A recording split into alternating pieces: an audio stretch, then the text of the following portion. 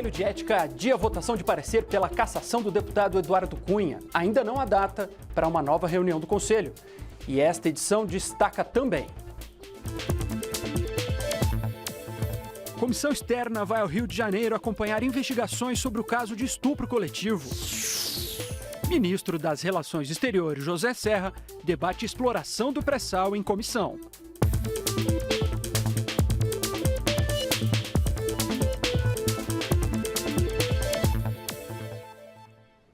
Boa noite. 21 horas e 48 minutos em Brasília. O Jornal da Câmara começa agora. E nós vamos direto ao Salão Verde conversar com a repórter Paula Bittar, que acompanhou a sessão extraordinária que terminou agora há pouco no plenário da Câmara. Boa noite, Paula. Depois de muito tempo, a pauta da Câmara está destrancada, sem medidas provisórias ou projetos de urgência. E aí, os deputados conseguiram votar algum projeto na noite de hoje? Oi, Tiago, boa noite a você. Bem menos, na verdade, do que a gente esperava, mas foram votados não projetos, foram votados apenas 3 requerimentos. Foi feito um acordo que permitiu a votação desses requerimentos e acabou adiando algumas propostas. Para a gente explicar melhor, foi votada a quebra de interstício, ou seja, a quebra do intervalo mínimo de 5 sessões entre a votação do primeiro turno de proposta de emenda à Constituição e do segundo turno. A gente está falando da PEC que trata da desvinculação de receitas da União, essa PEC que prorroga a desvinculação até 2023. Ela teve o primeiro turno votado na semana passada e o governo tem pressa. A base aliada apresentou esse requerimento pedindo essa quebra de intervalo para permitir já a votação nesta semana do segundo turno. Lembrando que a DRU é um mecanismo, essa desvinculação de receitas da União, é um mecanismo que permite ao governo ter mais flexibilidade no uso de parte do orçamento, ou seja, de 30% de receitas de dinheiro que já é destinado para uma área específica. O governo tem mais liberdade para tratar desses 30% e destinar para outras áreas, se assim desejar. A gente está falando de um montante para 2016 de cerca de 120 bilhões de reais, só para ter uma ideia. E aí, para fazer o acordo, já que a oposição vem se colocando contra essa votação, para fazer o acordo, foi votado apenas esse requerimento sem obstrução por parte da oposição, esse requerimento que prevê a quebra do interstício do intervalo, e a proposta mesmo deve ser votada amanhã, numa sessão já a partir de manhã, nesta quarta-feira. Além dessa proposta, desse requerimento de quebra de intervalo, foram votadas 2 urgências, 2 requerimentos que pedem urgência para análise de propostas. Também não são os projetos em si, mas sim apenas um mecanismo que acaba acelerando a análise desses projetos. Uma das urgências votadas é para uma proposta que estabelece um sistema de garantia de direitos de crianças e adolescentes que são vítimas de violência ou então que testemunham violência.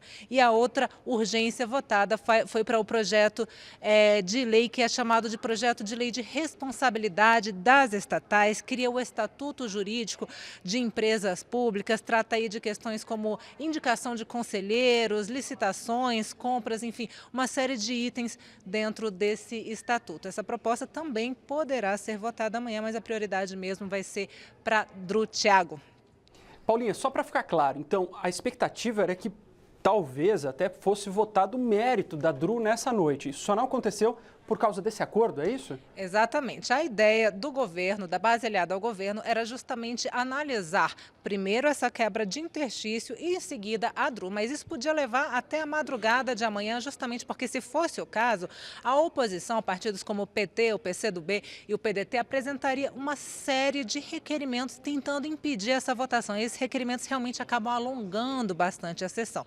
Então, se chegou a esse meio termo, vota-se a quebra do intervalo, a quebra do interstício sem obstrução, é uma votação rápida e deixa o mérito, a proposta em si, para essa quarta-feira. Tiago. E também existe acordo para a votação do mérito amanhã sem obstrução ou isso não foi acordado? A votação é sem obstrução, mas não há acordo quanto ao mérito. Vai ter partido votando não, esses partidos como o PT, o PDT vão votar não no mérito, mas o acordo é não obstruir.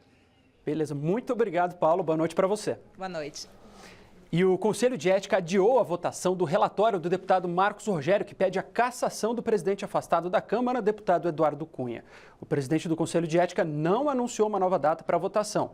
A reunião de hoje foi marcada pelo debate em torno do pedido de prisão de Cunha, feito pelo Procurador-Geral da República, Rodrigo Janot, e pela ausência da deputada Thieron, que pode ser o voto decisivo nesse processo. O dia começou quente na Câmara. Bem cedo, a imprensa noticiou que o Ministério Público pediu a prisão de Eduardo Cunha e de outros políticos. No Conselho de Ética, a notícia repercutiu entre os deputados. É a invasão de um poder contra o outro, a independência tem que ser prevalecida e acho que não muda nada aqui no Conselho. Quem já decidiu aqui o seu voto não vai mudar por essa ação do Procurador-Geral da República. Acho que é um pedido que é coerente e nós, pela seriedade do Dr. Janot, temos certeza de que os fatos que fundamentaram esse pedido são concretos, são bem fundamentados, são sérios. A sessão foi convocada para que os deputados pudessem discutir e votar o relatório do deputado Marcos Rogério.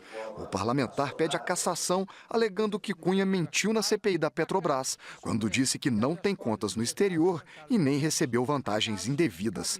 Cada deputado falou por cerca de 10 minutos e a discussão demorou mais de 5 horas. O deputado João Carlos Bacelar apresentou um voto em separado descartando a cassação e pedindo uma punição mais branda, suspensão do mandato por 3 meses. Em cima do regimento, em cima das minhas convicções, em cima do depoimento da defesa e a posição da minha assessoria, achamos que o deputado Eduardo Cunha tem que ter um afastamento aqui da casa durante um período determinado, que eu propus o meu voto em separado. Apenas uma integrante do Conselho se ausentou da sessão, Tia Heron, do PRB da Bahia. Havia grande expectativa quanto ao voto dela, que poderia ser decisivo, já que existe um possível empate entre os deputados do Conselho. A assessoria da parlamentar confirmou que ela estava na casa, mas a deputada não apareceu.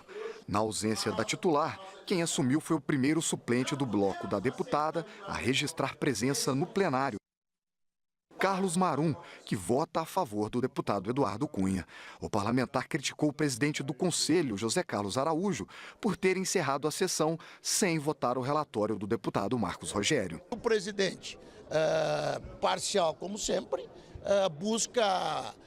utilizou o regimento, o que é legítimo, utilizou o regimento para postergar o resultado, coisa que, por sinal, tem acontecido há muito tempo. O presidente, quando erra e quando acerta, atua no sentido de que o processo se torne mais longo, talvez até para que muitos continuem em evidência. José Carlos Araújo disse que encerrou a sessão porque o deputado Marcos Rogério pediu mais tempo para analisar o voto em separado do deputado João Carlos Bacelar. É regimental, diz no regimento, se o relator usar a palavra e precisar de um tempo maior para fazer a complementação de acordo à discussão, ele apresentar na próxima reunião. Eu sugeri a perda de mandato, considerando a gravidade da conduta, a robustez das provas, e o voto em separado sugere uma suspensão temporária de mandato. Mas os dois votos chegam à mesma conclusão, de que houve sim quebra de decoro. Então, eu preciso analisar esse voto. Eu posso garantir que o pedido de adiamento da votação para amanhã não levou em consideração, obviamente, a ausência da deputada Tia Heron, até porque a informação que eu tenho é de que ela está em Brasília e que estaria na Câmara no momento da votação. A fase de discussões já está encerrada. Se o relatório do deputado Marcos Rogério for aprovado, ele será encaminhado para o plenário da Câmara. Se for rejeitado, o Conselho deverá escolher o deputado João Carlos Bacelar para ser o novo relator e aprovar o relatório dele, que pede a suspensão do mandato por 3 meses. De qualquer forma, a palavra final é do plenário da Câmara. Pois é.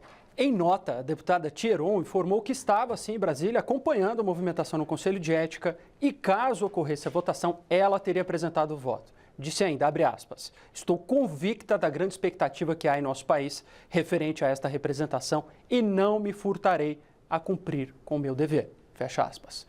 O deputado Eduardo Cunha se pronunciou por uma rede social em relação ao adiamento da votação. Ele qualificou a decisão do presidente do Conselho de Ética de antirregimental e autoritária. Sobre o pedido de prisão, Eduardo Cunha afirma que vê com estranheza esse absurdo pedido, que teria como objetivo constranger parlamentares e influenciar no resultado do Conselho de Ética. O caso do Conselho de Ética também tem relação com uma discussão lá na Comissão de Constituição e Justiça. A CCJ discute as regras para cassação de mandato de deputado. E isso pode ter efeito sobre o julgamento de Eduardo Cunha. Por exemplo, entre os questionamentos está se o plenário da Câmara pode alterar a decisão do Conselho de Ética, prejudicando o acusado. Já há um parecer do deputado Arthur Lira sobre o assunto, mas a decisão ficou para amanhã. 5 partidos se recusaram a discutir o assunto: PSDB, Democratas, PR, PT e PCdoB. A CPI do CARF aqui na Câmara investiga um esquema que pode ter desviado 19 bilhões de reais dos cofres públicos. E esse valor ainda é uma estimativa. A CPI ouviu hoje o corregedor e o responsável pela área de investigação da Receita Federal. Os deputados estranharam a demora em descobrir o esquema de venda de sentenças no CARF e consideraram insuficientes as medidas tomadas pelo órgão depois das denúncias de corrupção. O coordenador de pesquisa e investigação da Receita Federal afirmou à CPI do CARF que recebeu pela primeira vez, somente em 2013, denúncias com detalhes concretos sobre irregularidades no Conselho, que julga os recursos de contribuintes contra a cobrança de impostos. E não conseguimos nunca uma substância suficiente para ter um fio de meada que justificasse uma investigação mais aprofundada, como é o caso das Zelotes. Deputados criticaram a demora em agir sobre as irregularidades. As pessoas botando os filhos no CAF, nunca chamou a atenção. Os deputados perguntaram sobre as providências que foram tomadas para corrigir os procedimentos do CARF. Daí a necessidade de ter código de ética, de ter acompanhamento patrimonial. Na opinião dos deputados, as medidas são insuficientes. Eu tenho absoluta convicção que, frente ao problema, são medidas cosméticas. Sabe, eles estão pintando a ruga, né, e quer mostrar que a pessoa rejuvenesceu, que o órgão rejuvenesceu. Não rejuvenesceu. Para os parlamentares, o CARF precisa ser completamente reformulado e a CPI deve apresentar propostas para isso. A forma de funcionamento era totalmente incompatível, advogando e ao mesmo tempo sendo conselheiro. Não havia um critério de distribuição, de sorteio dos processos, um pedia para o outro. E não houve, por parte da inteligência da Receita, nenhuma iniciativa ou fiscalização com relação ao CARF. Há uma falha na composição do sistema.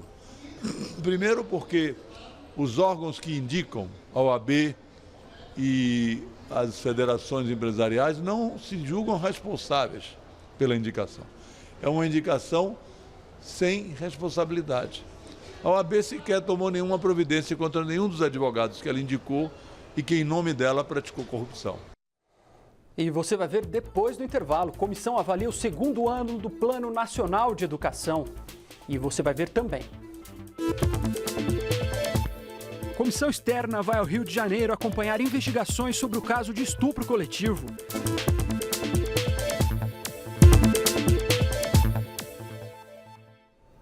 Parlamentares da Comissão Externa, que acompanha as investigações sobre o caso de estupro coletivo ocorrido no Rio de Janeiro, participaram de uma audiência na Assembleia Legislativa do Estado.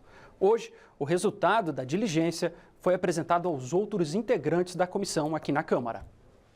Na Assembleia Legislativa do Rio de Janeiro, parlamentares estaduais e federais debateram ações para combater a cultura do estupro e a violência contra a mulher.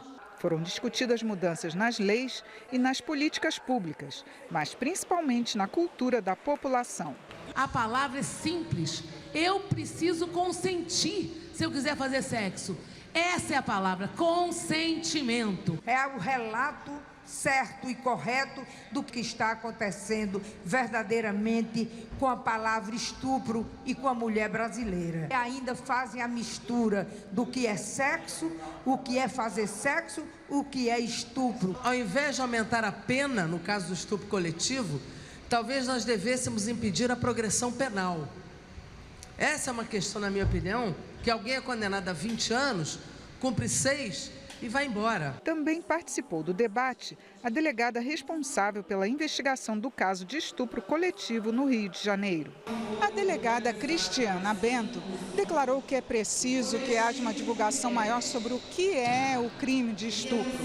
Segundo informou, a vítima de 16 anos não tinha noção de que tinha sido estuprada. Ela não sabia que isso foi eu fui estuprada. Ela não tinha essa noção, porque nas comunidades isso é normal acontecer, entendeu? É a lei deles, então ela está ali e tem que sujeitar a isso. Então ela cresceu vendo assim. A coordenadora da comissão externa disse que o caso do Rio de Janeiro abre o debate sobre várias questões relacionadas à violência contra a mulher. Esse crime não foi um crime que só chocou pela questão do estupro coletivo, mas ele trouxe também algumas questões que nós precisamos refletir, como é a questão da internet, a multiplicação dessa imagem que tira o direito de ir e vir dos seus familiares, dessa menina que é uma menor, que muitas vezes está sendo julgada por pessoas. Nesta terça-feira, a comitiva que participou da reunião no Rio de Janeiro apresentou um balanço do debate à comissão externa. Foram discutidos também os projetos que devem ser levados ao Colégio de Líderes para serem analisados com prioridade pela Câmara.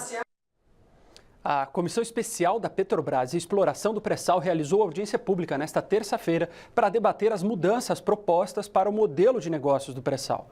O autor do projeto é o senador licenciado e atual ministro das Relações Exteriores, José Serra. O projeto, já aprovado no Senado e em análise na comissão especial, retira da Petrobras a obrigatoriedade de participar da extração de petróleo da camada do pré-sal. Atualmente, a lei determina que a Petrobras seja a operadora exclusiva de todas as atividades de exploração. Além de acabar com a exclusividade, o projeto desobriga a estatal de participar de todos os consórcios de exploração da camada, mas garante, no entanto, que nas áreas consideradas de interesse nacional, a Petrobras continue tendo a preferência de escolha.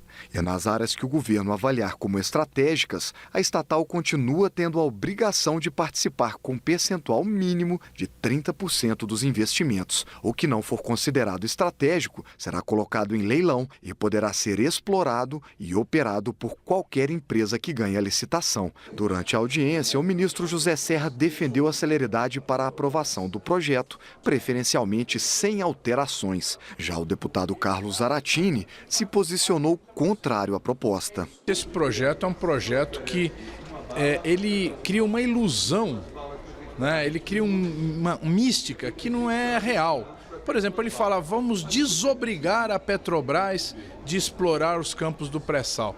Não existe nenhuma desobrigação. Na verdade, a Petrobras tem a condição de ter o controle das áreas do pré-sal. Isso é uma coisa boa para o povo brasileiro e nós vamos lutar para preservar. O relator da comissão explicou o teor da proposta e defendeu a mudança de modelo de negócio. É basicamente tirar a ideia de que a Petrobras tem que investir. Você não pode obrigar alguém a fazer aquilo que não pode. O que está acontecendo no Brasil é exatamente isso.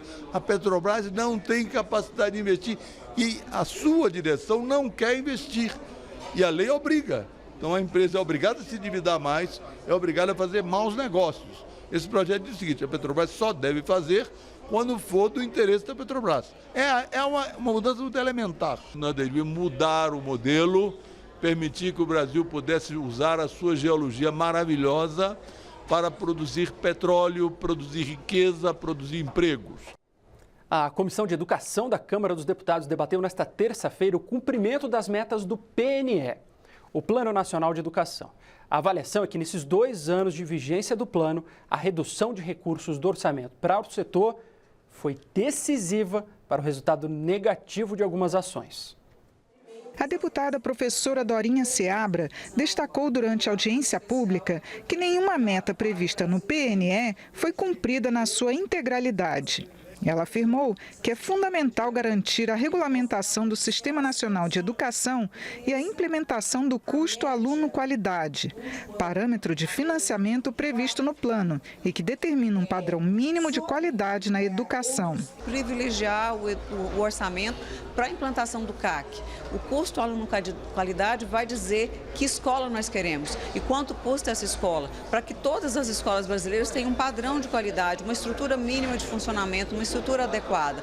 Então, a luta pela manutenção da vinculação para a educação, a luta por aumento de recursos, para que todos os cortes não incidam sobre educação e saúde, ela tem que ser de toda a sociedade. A secretária executiva do Ministério da Educação avaliou que não foram cumpridas as metas importantes do PNE, como a universalização da pré-escola no país. O MEC não conseguiu cumprir duas metas que são muito importantes, especialmente a de educação infantil, que havia um compromisso desde 2009 de assegurar a universalização da pré-escola. E nós ainda temos mais de 700 mil crianças de 4 a 5 anos fora da escola por falta de vaga. Isso não pode acontecer. O coordenador da Campanha Nacional pelo Direito à Educação defendeu o financiamento como temática central da Semana de Ação Mundial pelo Direito à Educação. O aspecto central é o custo aluno qualidade inicial, que é um mecanismo criado pela Campanha Nacional pelo Direito à Educação e que determina um valor de custo aluno ano que garanta uma escola pública com qualidade para todos. Essa que tem que ser a obsessão do Brasil. O Brasil tem que ser obsessivo e intransigente com a implementação do custo aluno qualidade inicial para garantir que todas as crianças, adolescentes, jovens e adultos tenham uma educação básica de qualidade. Entre linhas, alfinetes e resina, a artista brasiliense Fernanda Paca dá forma a seus objetos de arte. A mostra Criaturas Expressas pode ser vista até 15 de junho aqui na Câmara dos Deputados.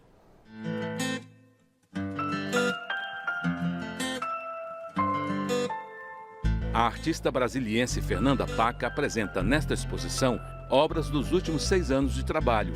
Sua inspiração vem de mestres do cubismo e do dadaísmo. Além de linhas, lãs e botões, ela utiliza alfinetes, pregos, fios de aço enforcando bonequinhas e linhas misturadas à resina, dando cor e forma a seus objetos de arte. Other Way é uma obra da nova fase da artista. E como Fernanda realiza sonhos através da arte, a ideia de uma enorme ciclovia com carros derretendo e dando lugar a bicicletas é uma maneira de mostrar que é possível viver sem poluição. Outra obra em destaque é Lágrimas de Mariana, em referência ao desastre ecológico que aconteceu na barragem da cidade mineira. O muro construído com tijolos de parafina e giz de cera representa, segundo a artista, feridas profundas, expondo as vísceras do mundo.